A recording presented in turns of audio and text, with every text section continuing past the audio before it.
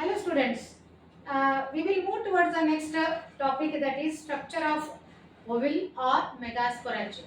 So in the previous class we have discussed about the significances of pollen grains, that is advantages and disadvantages of pollen grains. So now we will move towards the structure of a the mature megasporangium. Megasporangium is also known as oval. The typical structure of oval of angiosperm reveals the following features. Okay, so as you know, that is a female gametophyte, that is megasporangium is also called as oval. It represents the female reproductive part. Megasporangium is the it represents female reproductive part. Megasporangium or oval or the female reproductive part reveals the following feature, that is you might be knowing the angiosperm.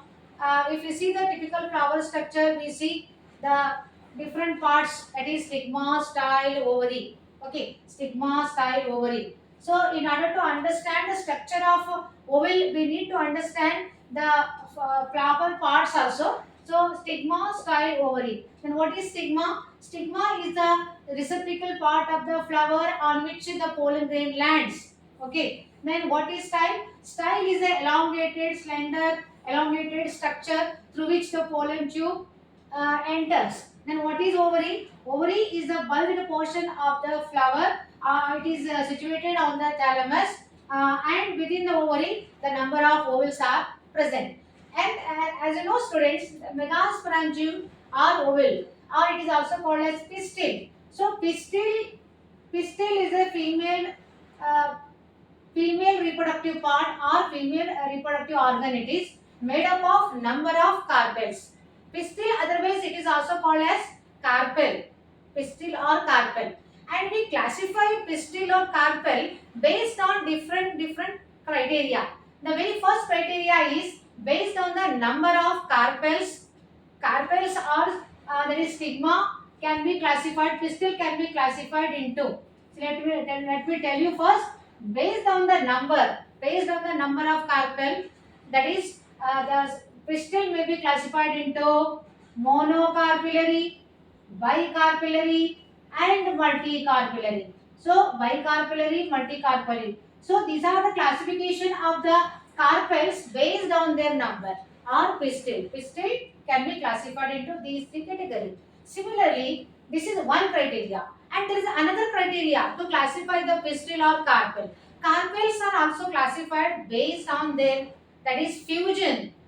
Okay, based on their fusion. Take for example, based on the fusion, the carpels may be are of two types. One is apocarpus, other is syncarpus.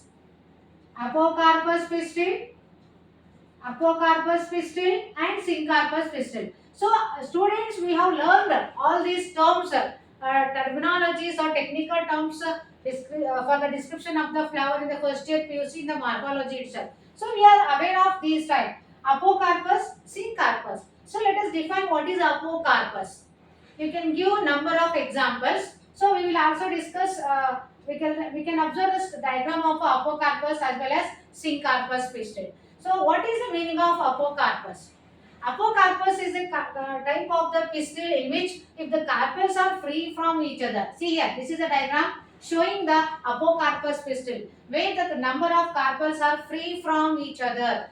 How the fusion is not there, the carpels are free from each other. This type of carpels are known as apocarpus pistil. Okay, the best example that is given in your reader, that is Papaver. So Papaver for so many fires is the one of the best example. Sorry, Michaelia champaka, not Papaver. Papaver is the example for Syncarpus pistil. So I will define that also. Apocarpus pistil is one in which the carpels are free from each other, and the example is Michaelia champaka. Similarly, Syncarpus pistil. Syncarpus means where the carpels are fused with each other. Carpels are fused with. So this is a way. This is based on the fusion of carpel. Carpels are classified into apocarpus pistil and syncarpus pistil. So NCERT examples we have to remember. Though we can give number of general example like syncarpus pistil example. Annona squamous is also there. Annona custard apple is the best example to understand the meaning of syncarpus, where the carpels are fused with each other. Similarly, apocarpus pistil, clusters of grapes, so they are free from each other. Apocarpus pistil. So this is how we define apocarpus pistil as well as syncarpus. So this is one criteria. This is another criteria. Okay, the first criteria to classify the pistil is what? Based on the number of carpels. The number may be 1, number may be 2, 3, 4, any number up to multicarpellary syncarpus or multicarpellary apocarpus. Carpels number may vary, I told you. You can give number of example for monocarpellary, and bicarpellary, multi. See multicarpellary example, the lady finger also we can use. For bicarpellary example, that is Vinca rosea. For monocarpellary, coconut is there. So these are the different types of carpels based on their number. So we will move towards the structure of what? Structure of a megasporangium. So that it reveals the most important features. They are as follows. Okay. So this is the diagram showing the structure of ovule or megasporangium of an angiosperm. And this ovule is entire structure of ovule. It is found within the ovary. Okay. Ovary is the bulged portion within which the ovules are situated. The number of ovule also vary. The number of ovule may be 1, 2 or many. For example, single ovule is present in case of mango. Single ovule, wheat. Wheat also contains single ovule. And many ovules are present in papaya. Okay, papaya is the best example where we see number of ovules. So number of ovules vary from plants to plants, species to species. So the diagram. Let us discuss the structure of typical structure of megasporangium. So megasporangium is also known as ovule. Okay. So first of all, this is what kind of ovule? Do you know, students? This is known as anatropous ovule. And there are several types of arrangement of ovules are there. Okay. So one is orthotropous, anatropous, campylotropous. Okay. I will give you this in the later on because it is not mentioned in our syllabus, but still I am telling you anatropous ovule. This is anatropous ovule where the ovule is micropyle and it is inverted. It is inverted or it is the micropylar end and as well as the funicle, they are side by side. Okay, they are side by side. This is inverted. This is inverted ovule or anatropous ovule. This is majority of the angiospermic flowers contain anatropous ovule only. Okay. The very first part that is the structural aspect. Let us discuss. Since we know that the outermost layer. So the first part is funicle. What is funicle? Funicle is the stalk of the ovule. You know that when you open the fruit, there we see some mass of tissue called placenta. So from the placenta, ovules are arising. From the placenta, mass of tissue, ovules are, there is funicle is arising. Okay, so funicle is the stalk of the ovule. Okay, and there is a one small ridge. There is a small ridge which connects this ridge called as hilum. Hilum connects funicle as well as body of the ovule. So body of the ovule and funicle both are connected by a ridge-like structure called hilum. This is the junction between ovule, body and funicle. After that, there is a centrally located embryo sac. Centrally located embryo sac covered by, see, embryo sac is also called as female gametophyte. It is also called as female gametophyte.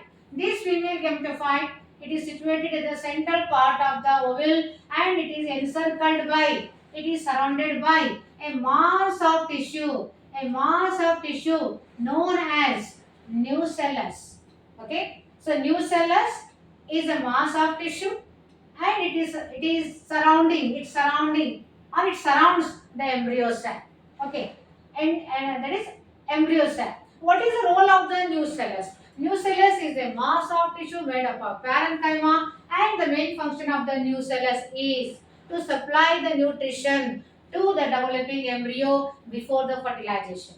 So it supplies the nutrition before the zygote formation or before the fertilization. After that, after nucellus, you can see there are two layers. The ovule is surrounded by two layers. two coats called as outer integuments and inner integuments.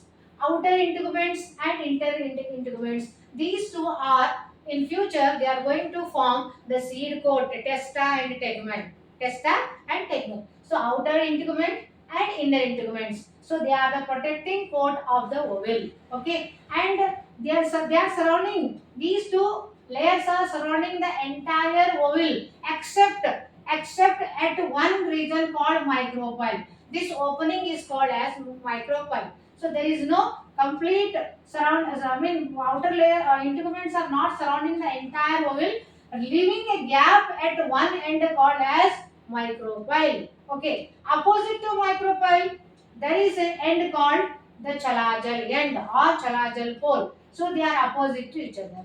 Micropyle opposite pole is called chalajal pole. Okay, so these are the outer layer, inner layer. Next comes the nucellus. Then embryo sac is situated at the central part of the ovule, and this central part of the embryo sac contains nuclei. Okay, the embryo sac development and the structure of the embryo sac, the detailed structure of the embryo sac, I will explain in the next video. So this is the typical structure of ovule or megasporangium. When we observe under the microscope, it looks like this. Okay, so this is all about the structure. I will stop here only.